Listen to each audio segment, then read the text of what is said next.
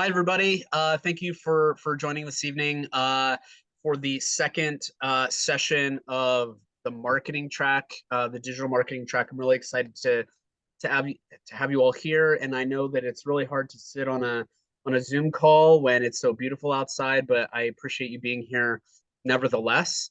Um, I will be here on behind the scenes this evening. So if you need anything, feel free to call, text, email. My contact info is in the email I sent you all.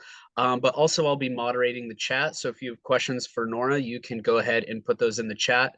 Or you can turn your camera on. At the end of the presentation, we leave time for Q&A. Otherwise, I want to thank Nora for being here and leading the discussion on brand strategy.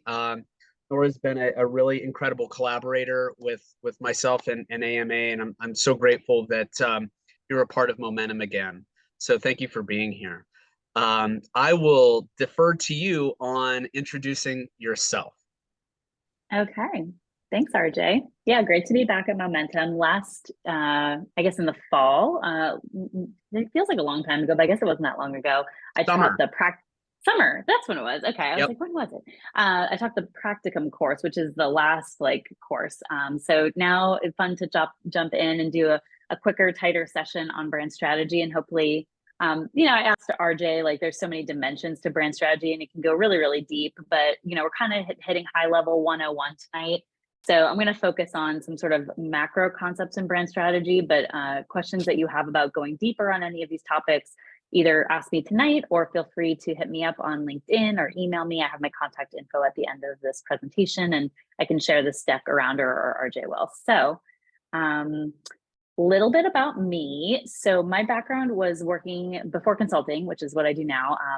I'm an entrepreneur of 18 months. So my business is not quite 2 years old, but before starting Pitcher, which is my company, and that's, you see the little lemonade pitcher on the bottom, that's my logo.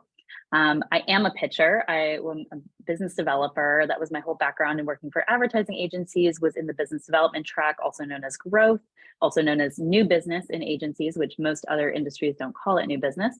But the whole point is to grow your agency year over year, quarter over quarter, by getting new clients, whether those be agency of record, larger scale retainer engagement, or project by project. It depends on the type of agency that you are. I was always in creative agencies, so generally speaking, more of that agency of record relationship. And as you can see a little bit from my background here, I'm not going to read you my bio, but highlighted for you a couple of the bigger brands that I worked on, sort of what we would call strategic CPG companies that were members of the Fortune 500 and down.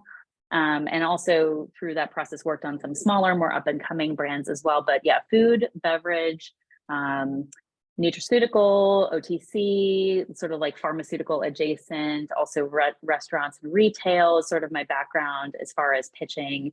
And I was fortunate in my career to pitch hundreds of brands, maybe even thousands. I don't know, I lost track, but definitely hundreds. Everything from smaller size all the way up to very largest. But typically I was pitching brands 50 million to 5 billion in annual revenue.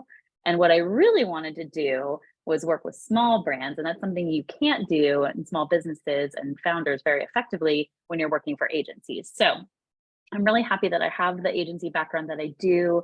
And we joke around that in advertising, it's sort of like a 3 years to 1 ratio to any normal industry because we move so fast and we work so many late hours. So I joke around and say my 15 years of experience is more like 45, which is why I'm very smart and very tired. So, but now what I'm doing is I'm kind of doing the Robin Hood model, and I'm applying what I learned working on big brands to small brands with Pitcher. So this is my brand. We're talking about brand strategy and brand positioning tonight, right? So I figured I'd show you mine. I like to use myself as the guinea pig and kind of show you how you build a brand strategy. So this is how my elevator pitch, how I describe Pitcher and what we do. We're a brand strategy and growth consultancy for small businesses that are ready to make a big impact. And I define small business as under 25 million in annual revenue. We get to the heart of what's been holding you back and then position your company to win and grow. So these are some of the companies I've been helping since I started 18 months ago. A lot of them are agencies, design studios, production companies, what I would call creative services companies, agency adjacent. And some of them, you see here, a handmade tile company, Mercury Mosaics, or Smart Counsel, legal firm, or TBD Robotics, a robotics firm here that was a spin out of Uber ATG. So it's not all on the creative services side, definitely dabbling in some brand stuff as well. But you know, you look at these names and you probably never heard of any of them. But that's really by design for me, because you know what I was doing, working on these big household brands during the pandemic, that just wasn't my passion anymore. You know, I was watching small businesses here in our hometown, in our backyard of Pittsburgh, closing brands that companies that I loved and shopped at. My kids loved, like their dance studio, their art studio was closing, and here I was pitching. The last two things I pitched were Procter and Gamble and Papa John's, and I was like, you know what? I kind of don't want to help big get bigger anymore. I don't really want to help the billionaires. I want to help these people make their first few $1 million, not Procter and Gamble make their next $1 billion. So this really gets to my why, and we're going to talk about why tonight and how why plays into brand strategy and brand positioning. But so my why, based on my background and working on all these big companies, working for agencies, seeing how agencies and big brands partner to help each other grow and succeed, I was left wondering, what's going on with all these small businesses over here? Who are they partnering with? Who's helping them? And so my why is that I believe that small businesses deserve to grow too. So that's the foundation of everything I'm doing with Pitcher. Everything I do is to help small businesses grow. And why it matters, I have on the right for you, is that small businesses account for 32.5 million businesses in the United States. That's 99.9% of all businesses. So the Fortune 500 and all these big brands that we're concerning ourselves with are really only 0.1%. Small businesses, you know, make up a very good chunk of our economy, 44%, and they account for 1.5 million new jobs added to the economy every year. And 64% of all new jobs created are within small businesses. So this is a big issue when big business and small business are not, they don't really compete even really, like they're kind of two different things. But when small business is not getting funding, it's not getting attention, it's not getting its due, it's not getting, you know, government subsidies and things like that. Or you see what happened in the pandemic where big businesses were like stealing the PPP money that was available to small businesses. Like, this is what I want to do, is I want to help and I want to defend and I want to work with small businesses and help them have as much success as big businesses achieve in the way our economy is structured. So that's my why. And so you know a little bit about me and Pitcher and why I'm doing what I'm doing. And you've probably all seen this talk, and if you haven't, definitely check it out. Start with Why, Simon Sinek. I believe it was a TED talk, or at that point, I don't know, it's so long ago now, I'm not sure if it was TED or just something that was recorded, but he gave this really great talk about start with why, and then subsequently, like, you know, wrote basically a book about it. And the core of this presentation, you can see it here on his whiteboard, is what he calls the golden circle. So why is at the center, and sometimes when you see it, if you look it up, it's like, it's yellow, it's gold. And then how is the next circle out? And then what is the next circle after that? What I see happening a lot of times with all brands, not just small brands, definitely small, but big brands are guilty of doing this too, is they go in the opposite direction. They start with the what. What do you do? Who are you, you know, who are you serving? What exactly is it that you do? Oh, how do you do that? Okay, and then buried like below the fold is like the why. It's like the founder story is hidden, you know, 3 pages into the website or so many pages down in the blog post. It's like, oh yeah, and by the way, this is our founder and this is why they started it. Well, guess what? That's what people actually care about. That's what humans care about, is the why. Ignore the typos on this slide. I did not design this slide. I just found it. It is crowdsourced. So I noticed there were some typos on here. But look at the visual on here, what I'm going to talk to you about here. And this is why matters. So the why, how, what of the golden circle correlates to different areas of the human brain. So the reptilian, that's a typo there, the reptilian portion of our brain, the orange, is our decision-making center of the brain. And this is like pertaining to identity, like how we identify, you know, what we're seeing and do we relate to it, you know, worldview, beliefs, purpose, cause. If you're talking about yourself, it's self-image, you know, that why you do what you do. And so those are like those snap decisions that we make when we see something and we ascertain the why. And we're like, I like it or I don't like it. That quick.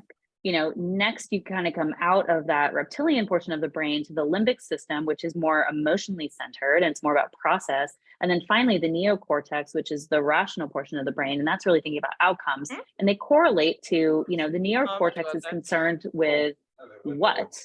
Oh, can we mute RJ? Somebody has their sound on. Sorry. Thank you. And so, when we start with what and this rational portion of things, what we're really ignoring is that snap decision making, right? That people do. Like, people are not as rational as they think that they are. And this is very important to brand strategy and brand positioning, because we in advertising and marketing are trying to convince people, we are trying to persuade people to buy our product, to invest in our company, to go along with our service and buy a subscription, whatever it is that the call to action is, what we're hoping to get people to do. These judgments are being made in a very snap fashion. And it's because people are going to try to get to your why very quickly and decide, do I want this or do I not want this? And a lot of times it's like almost a subconscious decision making. So understanding the brain, understanding psychology is really critical to understanding, why people do what they do. And that was what got me into advertising. Is I loved psychology. I come from a very artistic family. So I sort of see it as like predestined for me that I have like the art side and the psychology side. And that's really what advertising is, right? It's the union of art and psychology. But I was always fascinated by, why do people do what they do?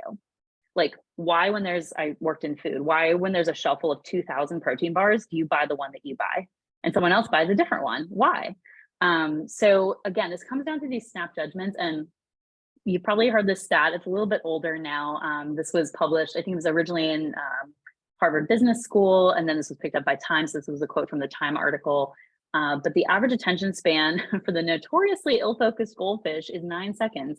But according to what at the time was a new study from Microsoft, people now generally lose concentration about 8 seconds in, highlighting the effects of an increasingly digitized lifestyle on the brain. So we're bombarded, right? Like scrolling the feed, scroll. We're going through hundreds of things at a time. Like we talk about in marketing and advertising, stopping the scroll. Like, what is going to stop somebody and get them to look at your thing, at your ad, at your piece of communication?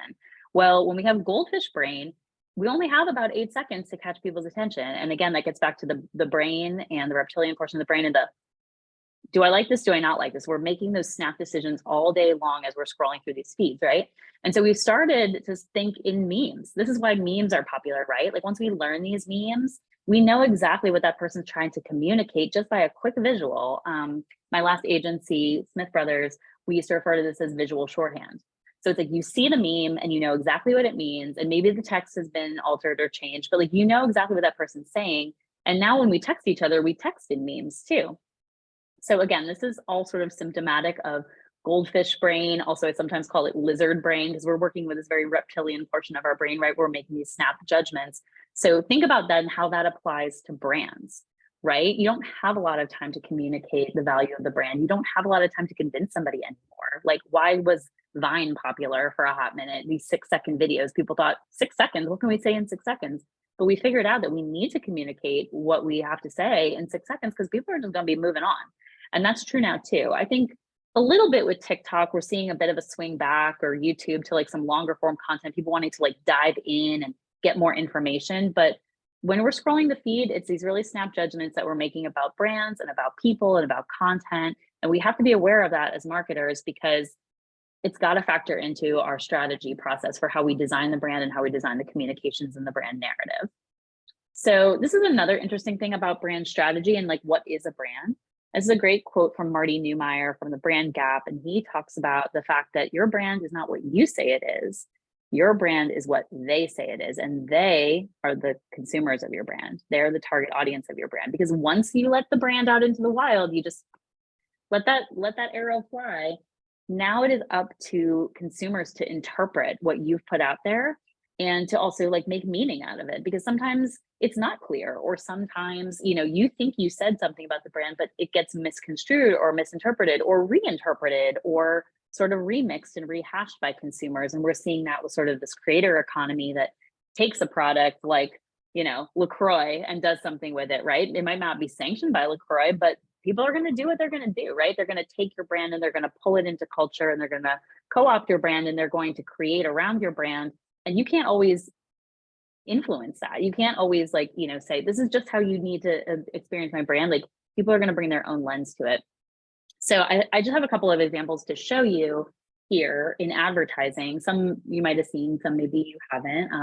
I'm a little older than maybe some of y'all. I don't know the age range here, but I'm approaching 40. So I would be what you would call an elder millennial. So if we got some Gen Z in the house, hey, Gen Z. But yeah, I mean, Nike, right? Just do it. Like, we know when we see a Nike ad, we have a feeling about it. We know what that brand stands for.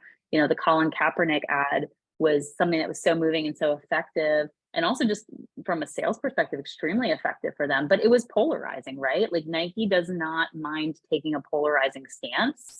And when you see something from them, it's visually arresting, and it's usually a little bit provocative, and they're making a point, right? Like, they're not coming soft with any of their advertising. Like, believe in something, even if it means sacrificing everything. Like, they're willing to sacrifice a portion of their own consumers by putting Colin on the billboard. So, you know, Nike is a very bold brand in the way that they market themselves. Mercedes-Benz, you know, they had this line for a long time. It was something their founder said of them. Mercedes is the best or nothing. So if you're expecting luxury, if you're expecting the best, then you buy Mercedes, right? And like, that's how they position themselves. That's how they position their brand. Like, we're not for everyone. We're for the elite. We're for people who want the good stuff, right? And who want the best. And we don't stand for anything less than the best. You know, Harley Davidson is another great brand that really has a strong brand positioning, and their positioning, I wrote it down to share with you because I thought this was cool. And it's not on this particular ad, but I'm going back in my notes to find it for y'all. Had so many calls today, it's back a ways. So their tagline, their positioning, American by birth, rebel by choice. So we'll talk a little bit about the archetypes in a minute, but Harley Davidson is absolutely a rebel archetype. And I love this ad. Air is an air freshener.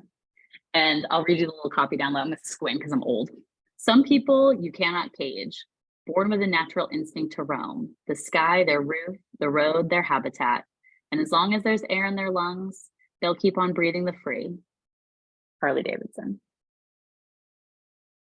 More contemporary example would be Rihanna's company, Fenty Beauty, in collaboration with LVMH and Louis Vuitton, parent company. You know, Fenty was really born out of Rihanna not being able to find makeup that worked for her skin tone or for any Black women's skin tones. And that was severely lacking in the beauty category. And so this was you know, a positioning of sort of like a love letter to herself and to Black women. Like, this is finally the brand that will help you feel like you, will help you feel that sense of self-love, that you have a makeup that is for you, like made by a Black woman for Black women. And that's why it blew up. I mean, like, just, it took off like a rocket ship, and now it's valued as a multi-billion-dollar company within, you know, just months of its existence, essentially. So, you know, that's a great example of a positioning that really understood the audience, and it was speaking, you know, someone of that culture to people who are of the same culture wanting to buy a product, and really fitting a market gap when we talk about innovation and jobs to be done theory, which is a more complex concept I won't get into probably too much tonight, but look that up, jobs to be done theory. This is really about like when there's gaps in innovation, people hire and fire brands in their life all the time to fulfill a need that they have. And if they have an unmet need, then they will hire a brand or they will hack a brand to be able to meet that need. So something like Tide Pen was born out of an ethnography that was done by Procter & Gamble, going into people's homes and seeing how they use Tide products, and someone dipping a toothbrush into liquid Tide and scrubbing it on their shirt to remove a stain. That was like a ethnographic insight that led to the creation of the Tide Pen. So sometimes consumers will show you and tell you about how they're hacking you know, a product to make something that doesn't exist. And so then what we need to do is hack human behavior. So that's another concept within branding. Yeti is a great brand, and their tagline, their positioning is built for the wild. And it's interesting when you have a positioning like this, because like wild in this sense has a double meaning, right? It's built for wild places. but it's also built for the wild ones. It's built for being in the wild. It's built for those who like have that wild spirit and are willing to go there. So if you can get to a positioning or a tagline for a brand that has sort of that double entendre, has like a dual meaning, like that, it can be a really interesting positioning that has a lot of legs and can be really extendable. I don't know how many of y'all are Simpsons fans, and maybe I'm dating myself here with the Simpsons reference, but this is a really fun ad series by IKEA where they recreated living rooms you would know and love, the Friends set as well as a couple others. But you know, here's the Simpsons living room, but it's like these unreal settings from these shows we love, but the tagline is for real families. So IKEA is making a point about, you know, how their furniture is accessible in cost, and it's for real life people, right? And then Disney is a great example of a brand that like, you don't even really have to have a tagline on here, do you? You know that's Disney the second you see it. And what's this pixie dust we've got going on, right? Like this was from one of their, I don't know, 50th or 100th anniversary campaigns. That's a Tinkerbell magic pixie sprinkle, right? And we have Tinkerbell flying around, and you know that little kiss at the top. And my kids are 7 and 4, so they love Disney stuff, right? And Disney is all about magic. Like you look at that scene, and you're like, that is magical AF. Okay, so like Disney does not even have to say magic; it just exudes magic. So sometimes with a positioning, you don't even have to say anything. You just exude it through your aesthetic and through the content and the copy. But that was a very intentional choice to make magic and to be magical by Disney, and they've lived that out for the last 100+ years. So I show you all of these examples to speak a little bit to the concept of brand archetypes, which is another core concept within brand strategy. So a lot of times people will talk about the hero's journey. We think about the hero, you see there on the right. That is just one of 12 core archetypes. So these archetypes were identified by the psychologist Carl Jung in the 1930s or 40s. And he's no longer with us. So sometimes we'll talk about how Carl Jung is rolling around in his grave when we say, oh, I made up my own archetype. No, you didn't. There are 12 archetypes. And then some people will talk about how there's sub-archetypes each one. I really like this book. I can drop a link in the chat later. It's called Archetypes in Branding. You can find it on Amazon. It's a great resource, and it breaks down not only these 12, but also 4 sub-archetypes for each one. So there's 60 in total. But I think for today, we'll just focus on these core 12, right? So a way to kind of think about this is to, those ads we just looked at, align them to this archetype wheel. So you can see here on the outside, we have the names of the archetypes. Then on the inner kind of circles, we've got some example brands to kind of give you a frame of reference what we're talking about. And then the inner black circle is, what is the motivation of each of these archetypes? So, the outlaw, sometimes known as the rebel, their motivation is to incite revolution. For the hero, it's all about being a master of your craft, mastery, like being the best, right? Like Nike being a master of athleticism. With the lover, it's all about intimacy and closeness, and intimacy, not just romantic intimacy, but just interpersonal connection and intimacy. The everyman is kind of like your regular average dude, and that's all about belonging. The ruler is somebody who's all about control. Like, that's like, hey, I'm the pilot flying this plane, go sit down in the back. Like they're in control. They're driving the ship or the boat, right? And then you've got somebody like the creator, like Apple, and they're all about innovation. Then you have somebody like the explorer that's all about this sense of freedom. So when you look at these ads that we just took a look at, and you start to align them, you can really start to see, okay, each of these brands really picked an archetype and ran with it. And like, what does it look like when you run with one of these archetypes and really embody it in everything you do? The best or nothing for Mercedes, that's exactly something a ruler would say.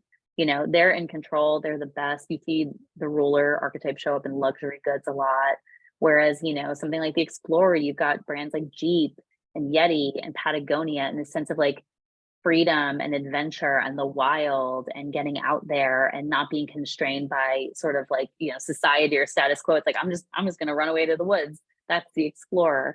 And you see that, not only are we talking about this in brands, but also in popular culture, in movies, every book ever written, every film, every television show, they're all relying on these archetypes because when you think about these archetypes, they're a collective subconscious that we all have. And this is how Carl Jung described them. It's like all of these archetypes have shown up throughout stories, throughout time, immemorial. And so from the earliest ages, we learn these archetypes, even though we're never told their names, we recognize them. And so when a brand embodies one of these archetypes and shows up looking like one, we instantly recognize it. It's back to that reptilian brain of like, I know it. Okay, Disney magic, I know it. That's a magician. Again, this is not a conscious level thing for anybody but strategists, but like for the rest of us in the world, this is all completely subconsciously happening. But what happens if Disney sometimes shows up looking at like the magician, but then the next time you see them, they show up looking like the ruler. And the next time you see them, they show up looking like the jester. And the next time you see them, they show up looking like the sage. And you're like, what is this brand? I'm so confused. Like, I thought it was the magician, or I thought this was magical stuff. And now it's like serious, scary stuff. Like, you know, you have to kind of keep a brand in a lane. If you're going to use the archetypes for inspiration for your brand, you kind of have to pick a lane and stick with it and understand that like you're building a brand over time. Every single time you have a touch point with a consumer, every time someone interacts with your brand, it's building upon their knowledge of the brand that they've established already. So that, again, you get to this like, got it.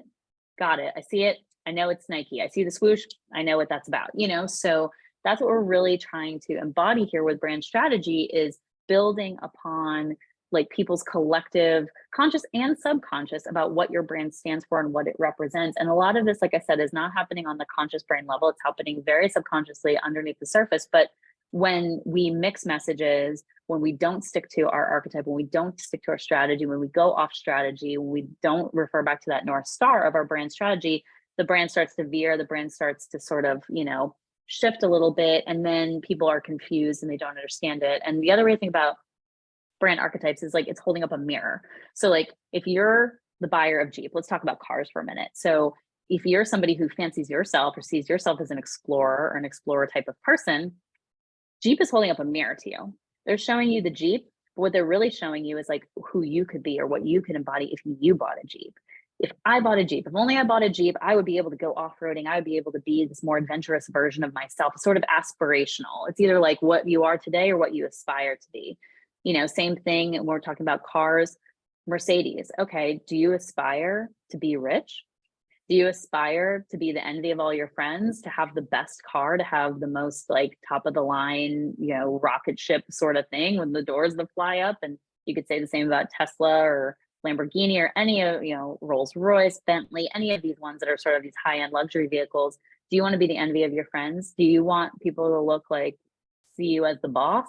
Then maybe the Mercedes is for you. And that's holding that up as like this vision of what you want to be or what you could be is expressed through those archetypes. So again, this is all extremely intentional on the part of brands. Like lots and lots of thought and like brainstorms and stuff go into these things that show up just looking like, oh, it just washes over you, right? You get it for that like 8 seconds, but a lot of people spend a lot of time behind the scenes thinking through the psychology of that and what is going to appeal to you as a consumer of that potential product. So that's a little bit about archetypes, which is one of my favorite subjects in brand strategy to talk about, as you can see. But it's only one way that we think about brand strategy. So I have here just kind of a list, and this is a non-exhaustive list. There's other things too that we can employ as strategists, but you know, these are some core tenets of brand strategy and things that I employ from my clients. So starting with understanding the brand itself. Like, who is this brand? What have you been doing? What's the current narrative? What's the current marketing messaging? What assets do we have to play with? You know, and also talking to the leaders of the brand, the founders, the owners of the company. And then if you want to do like a 360, like also their clients or the rest of their team members or partners, like how do you all perceive the brand today and where do you aspire for it to go? Competitive, looking at the competitive landscape, like looking for these white space opportunities, like what is our competitors doing? Can we zig where they've zagged, essentially?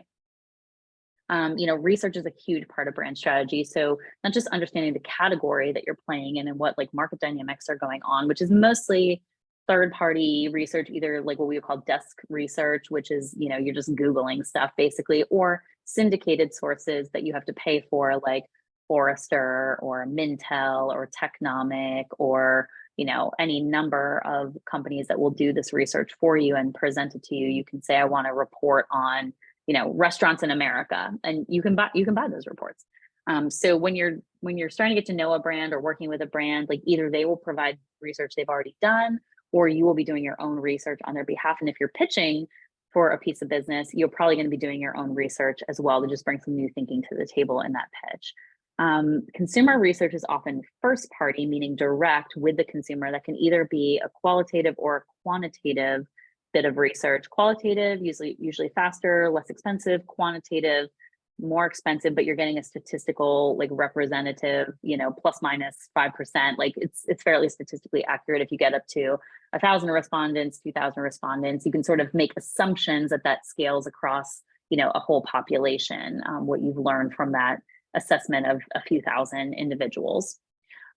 So that's a little bit about research. There are other types of research as well, but those are kind of common ones that kind of tie into brand strategy.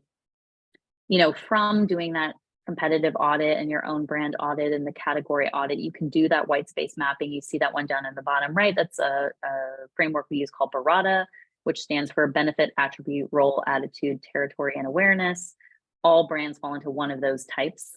And so we can map them based on their positionings. And, I could go on about that particularly, but like where do your competitors fall and where do you fall or could you fall with your current and or revised positioning relative to that? So you see that's an example I did for one of my clients that's in the design space. Stakeholder interviews, like I talked about, that's part of your research, but it's really understanding the brand by talking to the people who run the brand or participate in the running of the brand.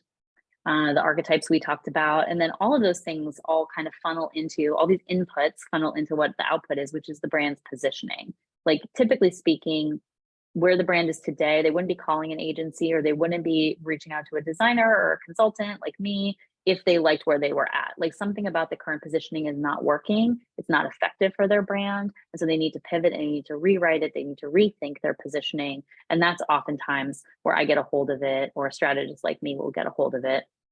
Also could be for startups that don't even exist yet, like pre-revenue startups that are like, we know we have an app, we have a technological solution, we have an idea that we want to bring to market, but we don't know what to name it. We don't know what to call it. We don't know what to say about it. We need to create a narrative around it, a story around it. So that's kind of like a whole cloth, like brand design, where you would also need to create positioning. But another times it's a repositioning of something that already exists and is just not functioning optimally because maybe they didn't think it through this far ahead. Like, a lot of people will just stand up a brand, especially in the tech space and the startup space, like, oh, we have minimum viable product, we need traction, let's just go, let's just stand it up.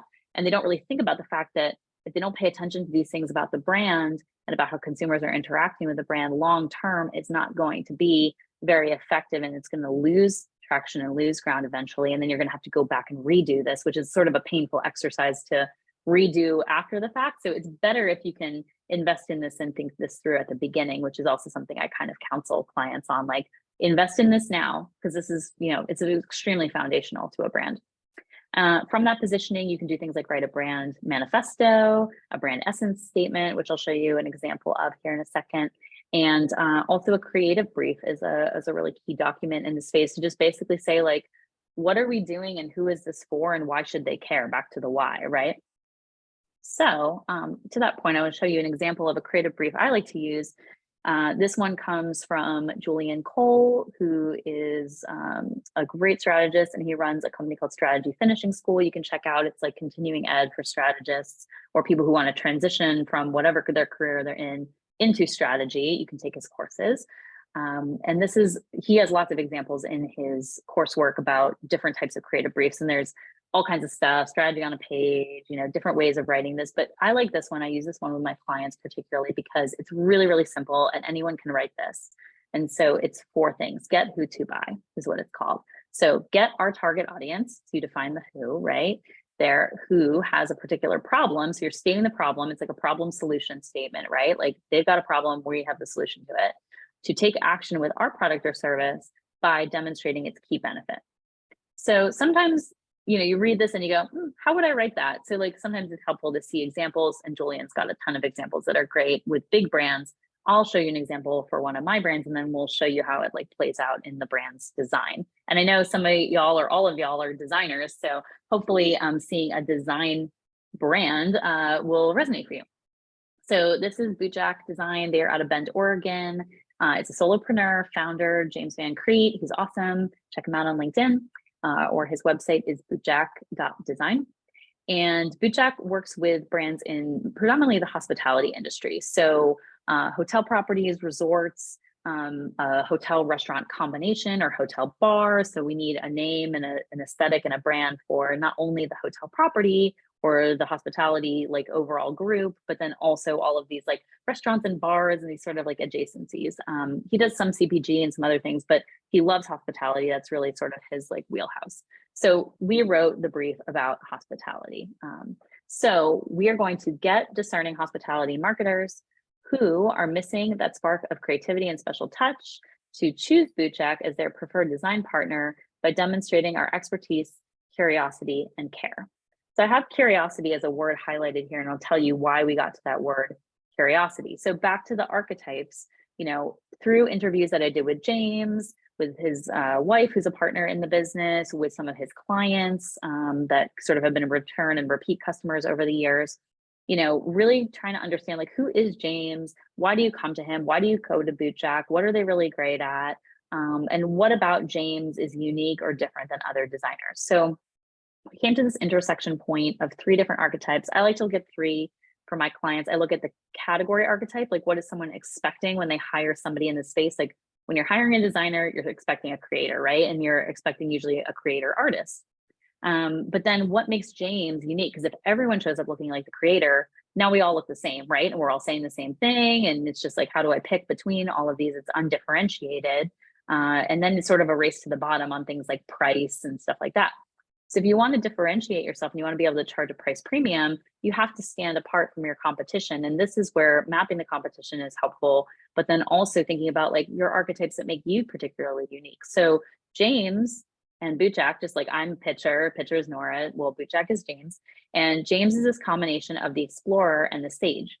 So, but they're intersecting with like what the buyer is expecting from a design studio, which is the creator. So we're looking at what is that intersection point? Like what do these 3 archetypes have in commonality with each other? And we do this whole assessment. And really what was sticking out to me as a strategist was this word curious. And I know James to be a very curious person, and he's always doing research and he's always exploring, and then this explorer side of things and sort of like seeking, and then the sage is somebody that's always an archetype that's seeking the truth and understanding and knowledge. So I'm like, okay, this led me to 2 words as a strategist, which were wonder and wander.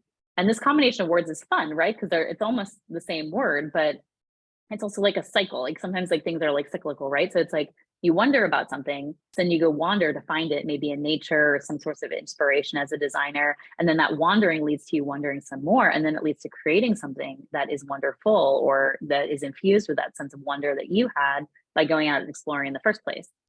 So then from that, I was able to write this manifesto for him. And I don't have the whole thing in here and I won't read you the whole thing and bore you, but it was all around this notion of we wonder. And so this is just how it started out. Do you ever wonder what differentiates art from design? What separates good design from bad? Why you're attracted to some brands and not to others?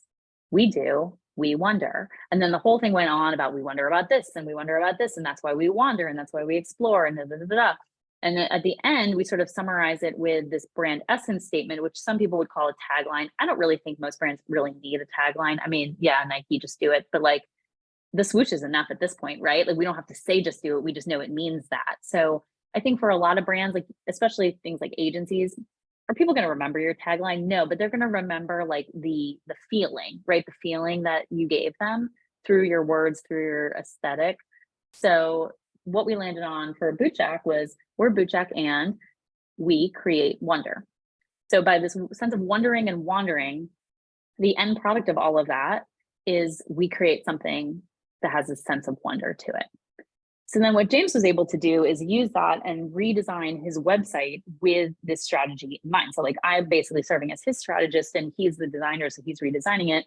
Now we're doing this for another agency. Actually, it's like a co-collab that with this agency Block and Tam, and they're media shops. They don't do design, nor do they really do strategy. So it's perfect. And he's doing the design aesthetic and I'm doing the strategy work. So he's a great collaborator. I love working with him, not only on his brand, but other brands.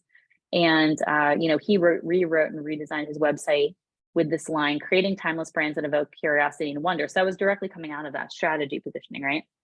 And then like aesthetically, how does this apply? So the name Bootjack actually comes from Mount Tamalpais in Marin County, where James grew up. So he grew up hiking Mount Tam, and there's actually a trail on Mount Tam called Bootjack. That's where the name Bootjack comes from. So knowing that about the brand, and in my investigation of the brand and how he had positioned it before, where it had gone since, like that was something I sort of dug up, and I was like, all right, let's go back to like talking about the trail and the sense of wonder and wander. But now we have like some words to describe it, right? Like we're going out on the trail, but while we're there, we're wondering and we're wandering. And so he's creating, you see this like wander badge here. He's creating some more of this. He asked me to write a whole bunch of them. They're sort of like camp badges. Like if you were to get like a Boy Scout or a Girl Scout badge or something, or like an Outward Bound sort of thing, like what would that like patch say? And it was sort of like harkening back to like vintage, like camp patches you would actually sew on and stuff like that. So I wrote a bunch more for him. So if you follow his brand, you'll see more of that cropping up, I think, soon.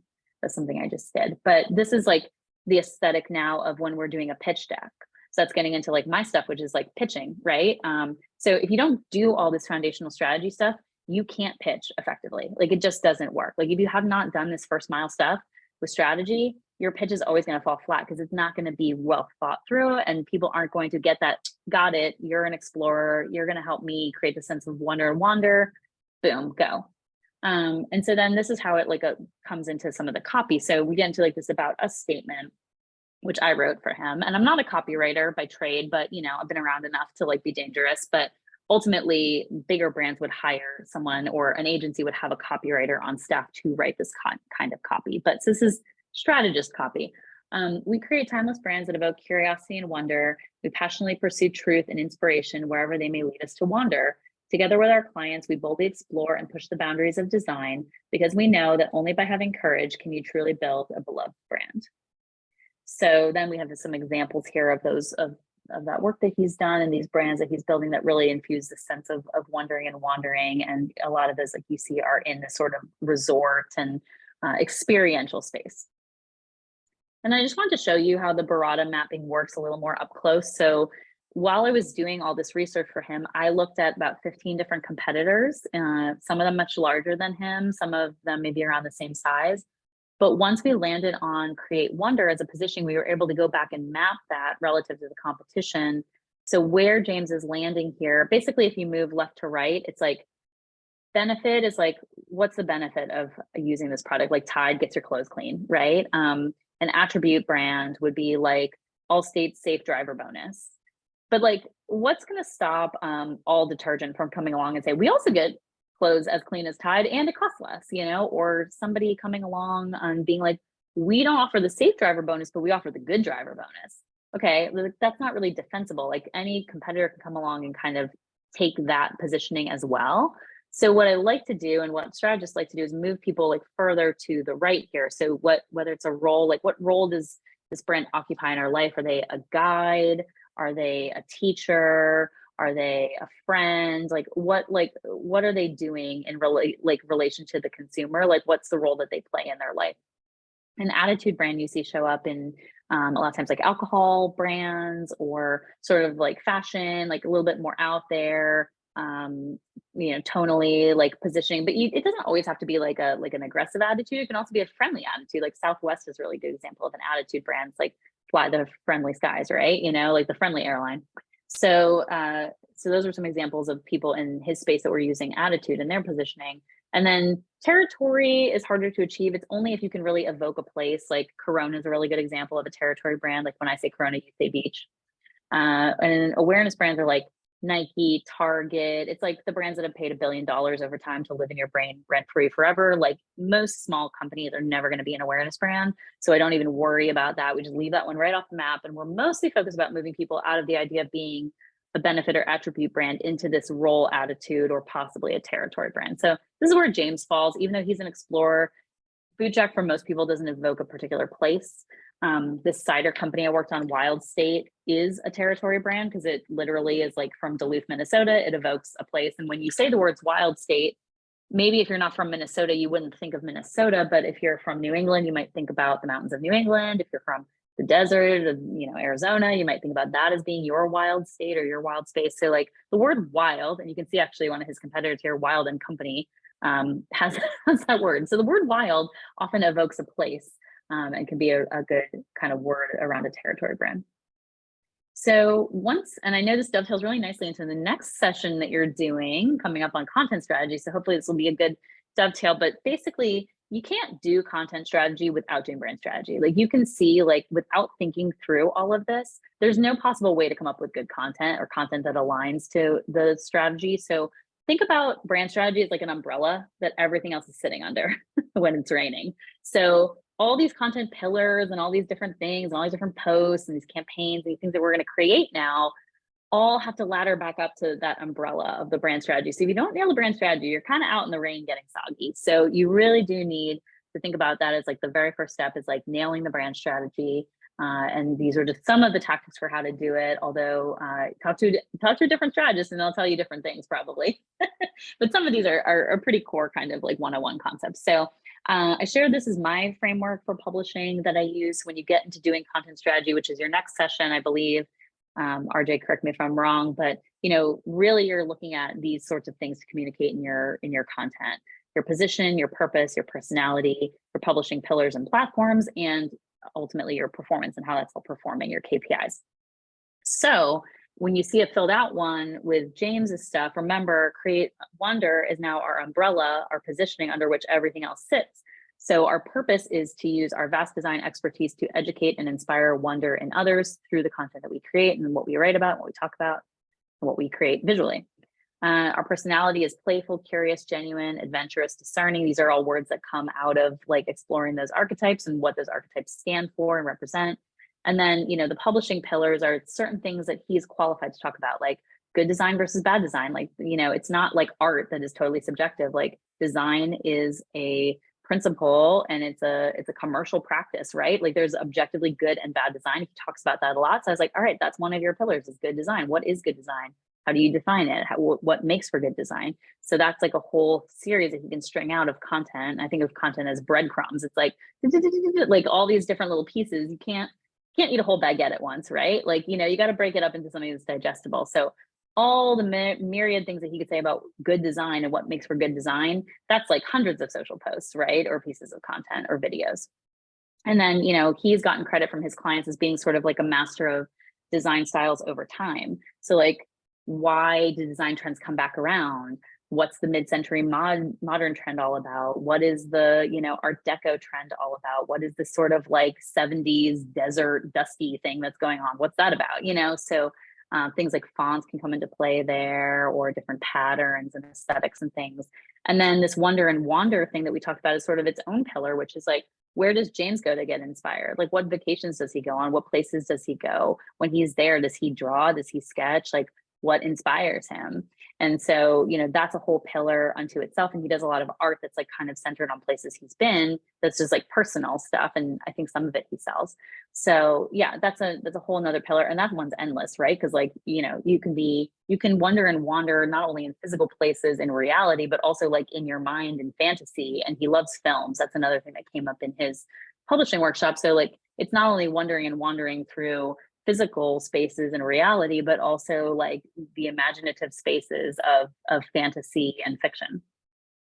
So this is another thing that we do when we get into content, is to think about like our personality and sort of these guardrails of like we are and we aren't.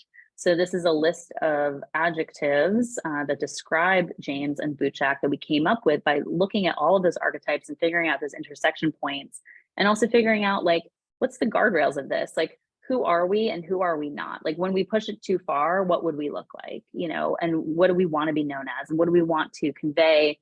Again, this is not only just with words, like this is through like aesthetics.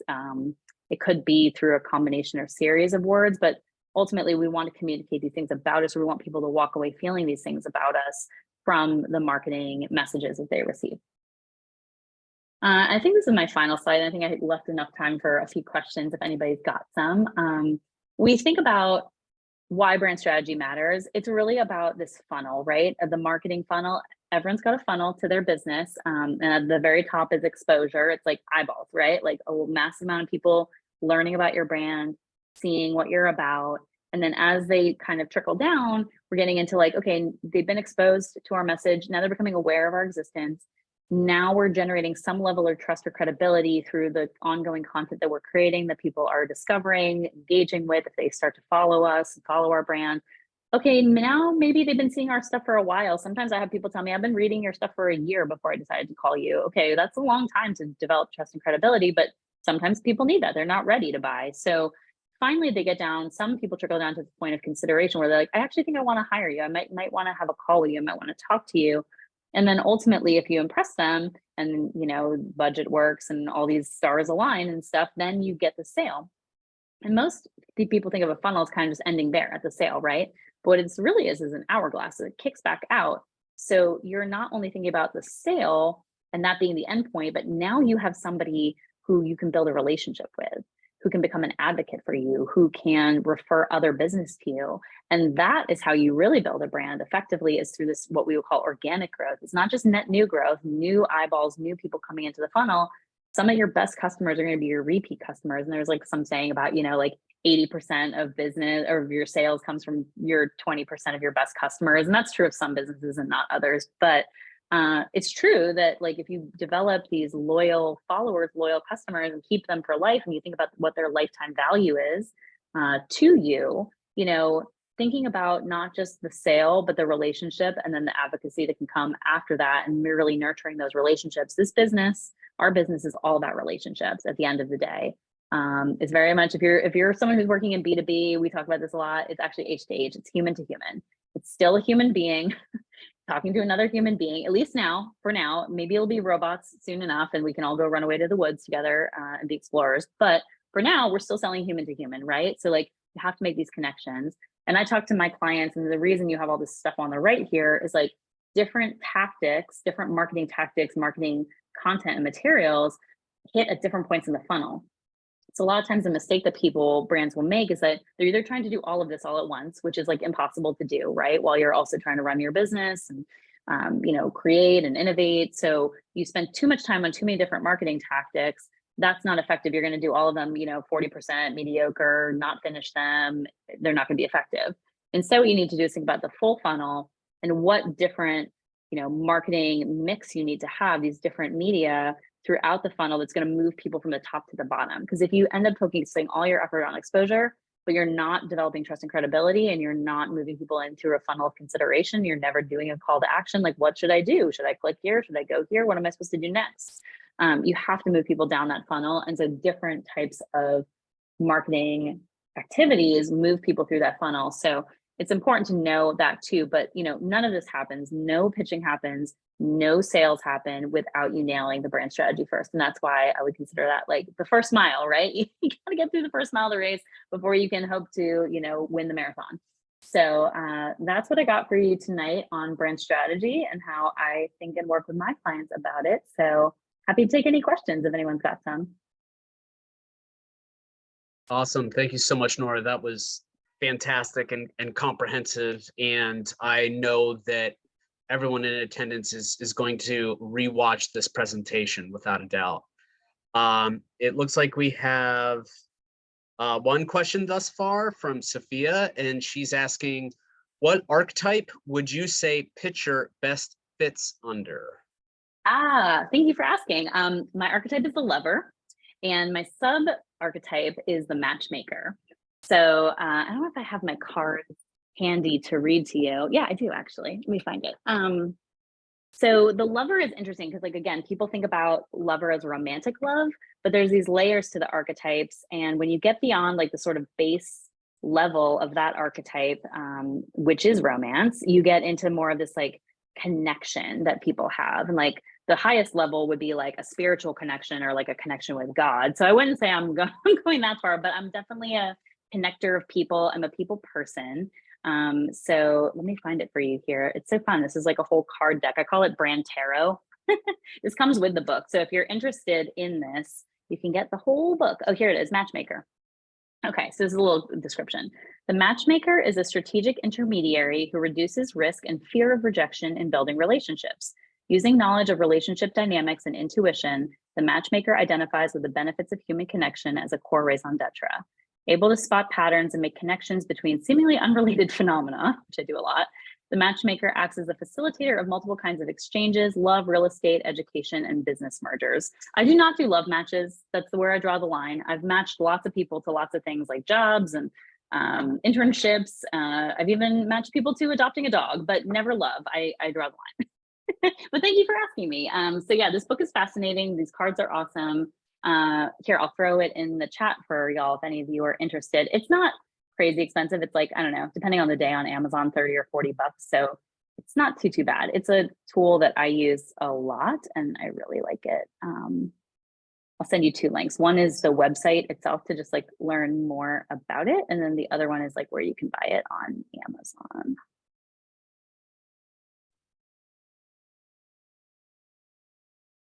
So while you're doing that, we have another question here for you, and that is from Deanna. And she says, you were talking about how consumers really make a brand.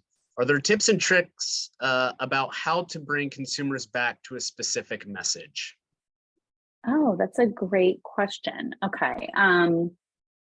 Bring them back. So meaning like if they feel like they're sort of co-creating the brand and they've gone off track, like how can we bring them back and like promote a specific message in their mind? I mean, I think the way you do that is through some of your campaign work and some of your advertising work.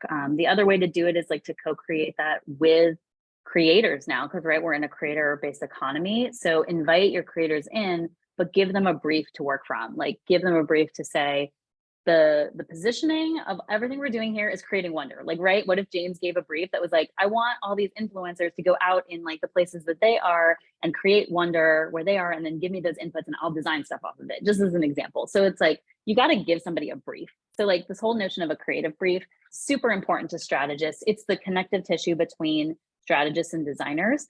So the brief I showed you is exactly how I would brief in to y'all as designers or to James as a designer. I would say, hey, this is all the strategic inputs. This is what we're kind of boiling everything down to, strategy on a page. From this, go create, you know? So I think just giving people a clear briefing if you're working with collaborators or partners like creators, but then if you're directing it specifically to consumers and it's more of a push, you know, like the sort of traditional advertising, we're going to push the message out to them and they're going to receive the message. Like it's not up to us to figure out how they're going to interpret it. But if we're very clear with our messaging and we're very concise, and there's a great George Lois quote, which is think long, write short. So if we think long and we write short, we should be able to deliver that message that we want people to receive about our brand. Thank you so much for mentioning George Lois. Everyone look that guy up. Legend. Absolute legend. And he's in a number of design documentaries, and absolute legend, absolute character. Very entertaining guy. Original madman, right? Yep. One of the originals. Yep. Absolutely. Awesome. So I think that's all the questions that we have for you, Nora. Thank you so much, and feel free to stick around. This was fantastic. Yeah, I might stick around for a couple more minutes, and then I'll get over to my kiddos. Like I said, I have little kids. They're 7 and 4. Some of their favorite brands, Liquid Death, they love. They ask for it by name. If any of y'all are a fan of Liquid Death, Skittles. They love Skittles. They love Squishmallows. If anyone's familiar with those. So some of the favorite brands in my house, some of my favorite brands